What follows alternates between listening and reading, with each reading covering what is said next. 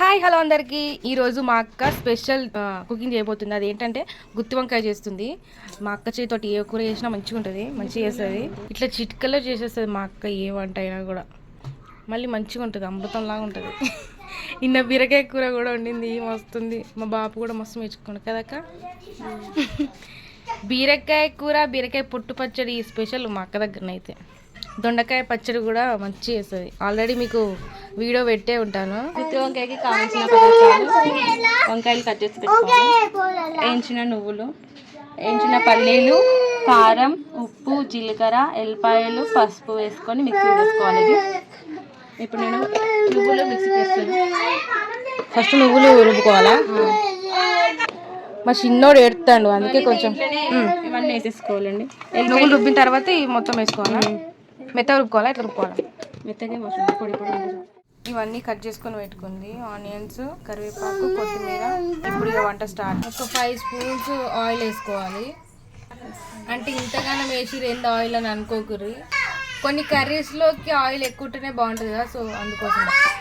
ఈ మసాలా రెడీ చేసుకున్నాం కదా, వంకాయలోకి స్టఫ్ చేసుకోవాలి. జీలకర్ర ఆవాలు పెట్టుకున్నాం కదా, అదే వేసుకోవాలి. కరివేపాకు వేసుకోవాలి. తొందరగా వేగనికి సాల్ట్ వేసుకొని ఇంకా వేగాలండి. ఇప్పుడు కొద్దిగా మనం అల్లం వెల్లిపాయ పేస్ట్ వేసుకోవాలి. కొంచెం పసుపు వేసుకోవాలండి.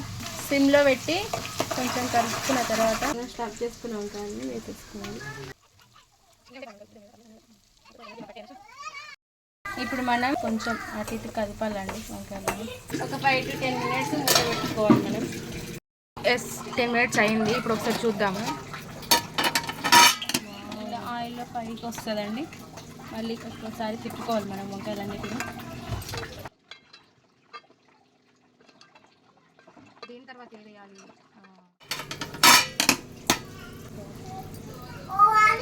4 టమాటాలు ఇట్లా మంచిగా మసాలా వేసుకున్న తర్వాత ఈ టమాటో ప్యూరీ వేసుకోవాలి.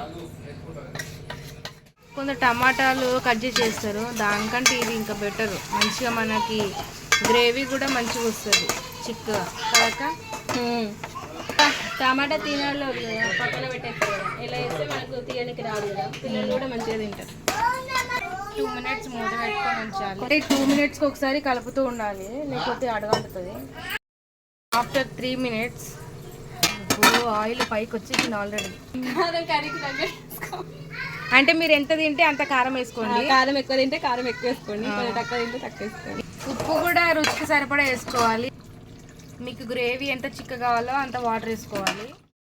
వావ్, చూడండి ఆయిల్ అయితే పైకి వచ్చేసింది. అంటే కర్రీ అయిపోయినట్టేనా? గుమగుమలాడే గుత్తి వంకాయ కర్రీ రెడీ. వావ్, ఈ గుత్తి వంకాయకి బగారా రైస్ బాగుంటుంది. బగారా రైస్ కూడా చేస్తుంది కదక్క. నార్మల్గా వైట్ రైస్ కాకుండా ఇట్లా బగారా రైస్ చేసుకుంటే బాగుంటుంది. కొద్దిగా ధనియాల పొడి వేసుకోవాలి పైనుంచి, కొద్దిగా కొత్తిమీర వేసుకోవాలి, కసూరి మేతి వేసుకోవాలి. కొద్దిగా కసూరి మేతి ఎందుకు?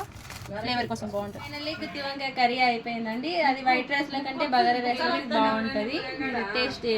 మేము టేస్ట్ చేసినాక చెప్తాం ఎలా ఉందో. ఓకే.